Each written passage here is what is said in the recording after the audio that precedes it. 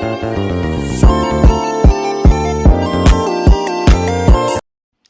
champion friend, let me introduce myself. My name is Adinda Seva Slemena. On this occasion, I will discuss about entering for market. Please watch the video.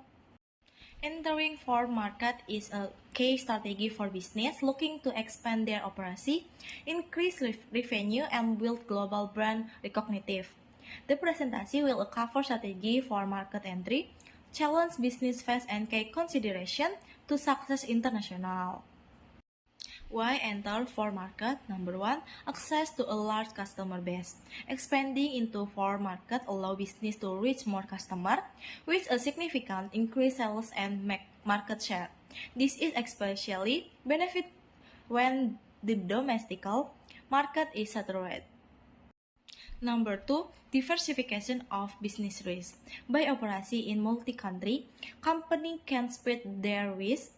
For instance, a daughter in one country might be upset by strong performance in another, making the business less vulnerable to local economic or political instability.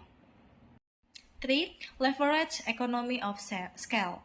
Expanding production and operation across border can lead to lower production costs to the large-scale operation. This can improve probability and competitive advantage global. 4. Increased brand visibility. Entering new market help build global brand recognitive, which can enhance a company reputation and credibility. A stronger global presence can create more trust and loyalty among customers. The last 5, access to new resource and innovation. For markets often offer access to new resources like raw material, talent, or technology, which can improve the company product or operation. Adaptability, catering market with the diverse consumer preference can drive innovation and adapting of product or service.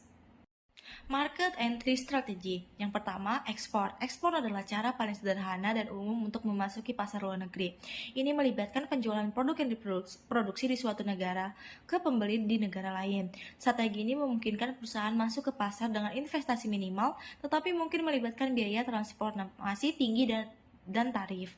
Kelebihannya, risiko rendah, investasi minimal, mudah untuk keluar dari pasar. Kekurangan, biaya pengiriman tinggi, kontrol terbatas atas operasi di pasar luar negeri. Kedua, lisensi. Lisensi melibatkan pemberian hak kepada perusahaan asing untuk memproduksi dan menjual produk perusahaan dengan imbalan royalti. Strategi ini memungkinkan perusahaan berkembang tanpa modal besar tetapi mengurangi kontrol atas merek dan kualitas produk. Kelebihan, risiko rendah, tidak perlu investasi langsung, akses cepat ke pasar. Kekurangan, kontrol terbatas atas penerimaan lisensi, potensi pencuriannya, kekayaan intelektual. Yang ketiga, waralaba.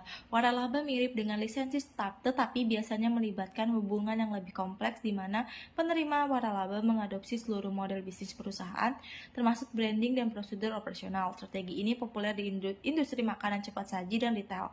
Kelebihannya, pertumbuhan cepat, risiko keuangan lebih rendah, dan pengetahuan pasar lokal dari penerima waralaba. Kekurangan, risiko kehilangan kontrol atas kualitas merek, ketergantungan pada kinerja penerimaan waralaba.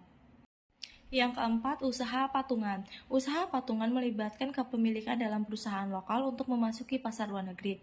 Kedua perusahaan berbagai sumber daya, resiko, dan keuntungannya. Usaha patungan membantu perusahaan menghadapi lingkungan regulasi yang tidak dikenal dan memahami budaya lokal, tetapi juga memerlukan pengelolaan hubungan dengan mitra lokal. Kelebihan, akses ke keahlian lokal, berbagai resiko, hubungan lokal yang lebih baik. Kekurangan, risiko konflik dengan mitra, pembagian keuntungan, dan kemungkinan kehilangan kontrol. Yang kelima, investasi langsung asing atau FDI.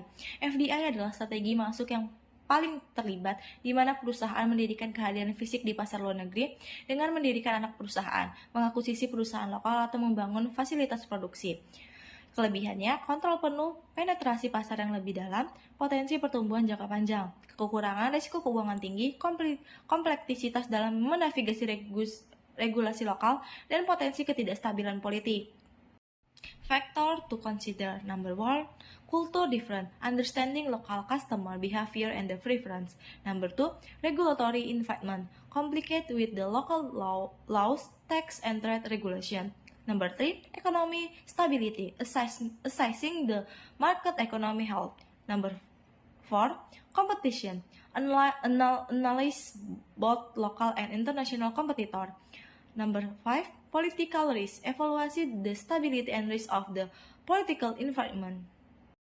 Challenge of entering for market. 1. Adapting to different cultural norms.